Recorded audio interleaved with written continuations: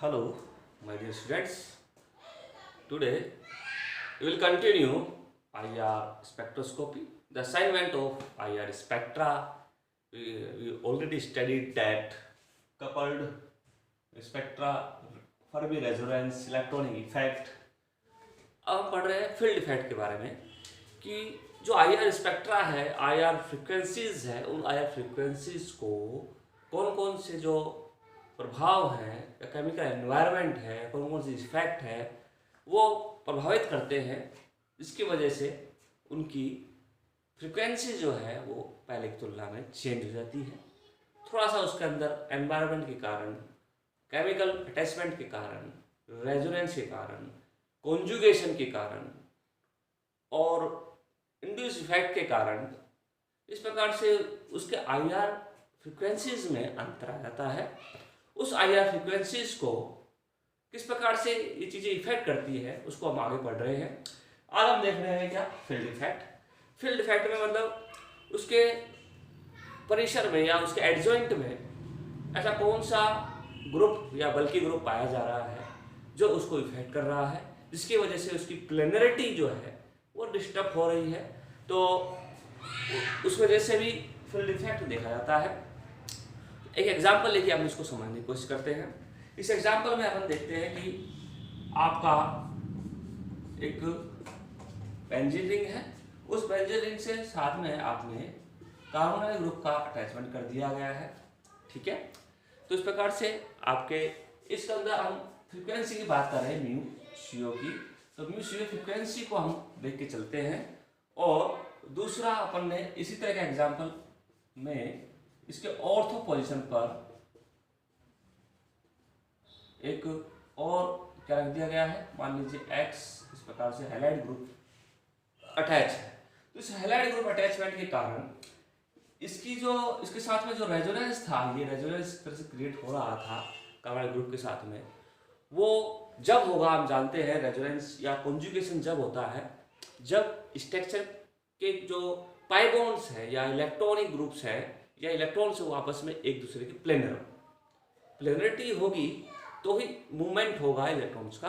तो यहाँ पे जो प्लेनरिटी जो है पाई जा रही है, लेकिन इस ग्रुप के साथ में एक ग्रुप, बड़ा बल्कि ग्रुप और जुड़ा हुआ है, जिससे कि दोनों के बीच में फील्ड इफेक्ट, फील्ड मतलब उसका प्रभाव क्षेत्र जो है, उस क्षेत्र प्रभाव से दोनों जो ग्रुप एक दूसरे को क्या कर रहे हैं, इंटरेक्ट कर रहे हैं, एक दूसरे के साथ में इंट्रैक्शन हो रहा है, जिससे उनकी प्लेनरिटी जो है पहले की तुलना में डिस्टर्ब हो रही है। डिस्टर्ब होने का नॉन प्लेनर स्ट्रक्चर बन जाएगी और ऐसी कंडीशन में ये और ये आपस में ग्रुप करेंगे तो ये थोड़ा सा जो है अपनी जगह से उठ करके थोड़ा ऊपर चली जाती है इस प्रकार से। तो ऊपर जाने के कारण इसके सीरीज में कॉन्जुगेशन जो है उतना प्रभावी नहीं हो पाएगा, इतना प्रभावी विदाउट ऑर्थो पोजीशन पर हैलाइड ग्रुप का था। यानी हैलाइड ग्रुप के अंदर किसी प्रकार कुछ नहीं था, कोई बल्कि ग्रुप यहाँ पे ऑर्थो पर नहीं था, तो उस समय जो फ्रीक्वेंसी आएगी और इस समय जो फ्रीक्वेंसी आएगी उसकी जो कार्बोनाइल फ्रीक्वेंसी है या सीओ फ्रीक्वेंसी है उसमें अंतर आएगा। इस प्रभाव को दोनों एक दूसरे इंट्रैक्शन करते हैं, इस प्रभाव को बोलते हैं फील्ड इफेक्ट। और इस फील्ड इफेक्ट के कारण पहले की तुलना में फ्रीक्वेंसी जो है सीओ की ज़्यादा मिल रही है। क्योंकि मिल रही है क्योंकि यहाँ पे कॉन्जुगेशन बिल्कुल ईजिली हो रहा है, इसलिए ये डबल बॉन्ड से सिंगल बॉन्ड के अंदर कन्वर्ट हो रहा है। लेकिन यहाँ पे जो है इस फील्ड इफेक्ट के कारण दोनों एक दूसरे डिस्टर्ब हो रहे हैं, कॉन्जुगेशन इतना प्रभावी नहीं है, तो डबल बॉन्ड पार्शियली जो है वो सिंगल बॉन्ड में जा रहा है। इतनी अच्छी तरीके से इसके अंदर कॉन्जुगेशन डेवलप नहीं हो पा रहा है, इस वजह से इसकी फ्रीक्वेंसी जो होगी due to the field effect वो ज़्यादा मिलती है बजाय इसकी तुलना, ठीक है ना। तो ये जो इसकी जो CO frequency थी, this is the field due to the field effect, the CO frequency of this group is higher than this group. That is called field effect due to the reason of field effect. Okay? इस प्रकार से IR frequency काफ़ी चीज़ें प्रभावित करती है। अगला हम जो फैक्टर देख रहे हैं उस फैक्टर के अंदर बात करेंगे कि किस प्रकार से जो है आईआर फ्रीक्वेंसी कॉन्जुगेशन के प्रभाव से भी इफेक्ट करती है, ठीक है। इसे कहते हैं फील्ड इफेक्ट। आगे चलिए, एक और प्रभाव करने वाला कारक आज आईआर जो स्पेक्ट्रोस्कोपी है इसको फिनिश करेंगे, खत्म करेंगे, ठीक है। तो उसके लिए आगे चल रहे हैं, एग्जाम्पल और लेते हैं। उस एग्जाम्पल के बारे में बाद में आप बताना कि आगे किस प्रकार से हम इसको जो है कंटिन्यू करें। देखिए, एक प्रकार का समझने की कोशिश करना। इस प्रकार से एग्जाम्पल आपने लिया, दूसरा एग्जाम्पल अपन ले रहे हैं, पहला 4 मेट्रिक के अंदर था, इस प्रकार से फिर 5 बॉन्ड्स हैं, फिर इस प्रकार से हमारे 6 मेट्रिक के अंदर 5 बॉन्ड्स हमारे इस प्रकार से। ठीक है, तो एक तो बात कर रहे हैं इस कार्बन पर, इस कार्बन पर और इस कार्बन पर जो C double bond C mu C double bond C frequency के बारे में लेके चल रहे हैं। तो इसकी फ्रीक्वेंसी जो है पहले की तुलना में ज़्यादा होगी, कम होगी। तो फर्स्ट, सेकंड और थर्ड 3 ग्रुप हमने लिए और इन तीनों ग्रुप को देख रहे हैं इसका ऑर्डर क्या है फ्रीक्वेंसी का। ये कई बार क्वेश्चन पूछा जाता है नेट पे भी, और इस पर डिपेंड कर रहा है पाई बॉन्ड के ऊपर, और पाई बॉन्ड के साथ साथ में इसकी स्ट्रेंथ जो है, रिंग की स्ट्रेंथ जो है उस पर डिपेंड कर रहा है।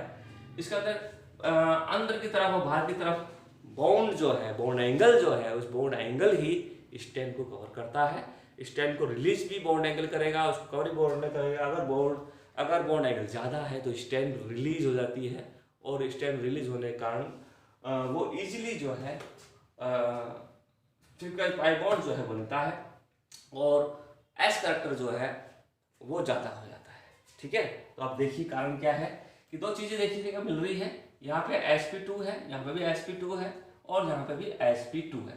तो all the double bonded carbon have the sp2 hybridized, but in the case of 4 element ring, inside the ring 90 degree angle, ठीक है, inside the ring more than 90 degree angle से ज़्यादा होगा, लेकिन इधर कितना एंगल होगा हम जानते हैं 120 का, 120 अंदर है और 120 से थोड़ा सा जो है मान लीजिए थोड़ा कम आएगा। तो इस प्रकार से sp2 हाइब्रिडाइज इसके पास है, और अंदर की तरफ एंगल की हम बात करें तो इसमें एंगल जो है अंदर की तरफ सबसे ज़्यादा है। धीरे धीरे रिंग जैसे बड़ी हो रही है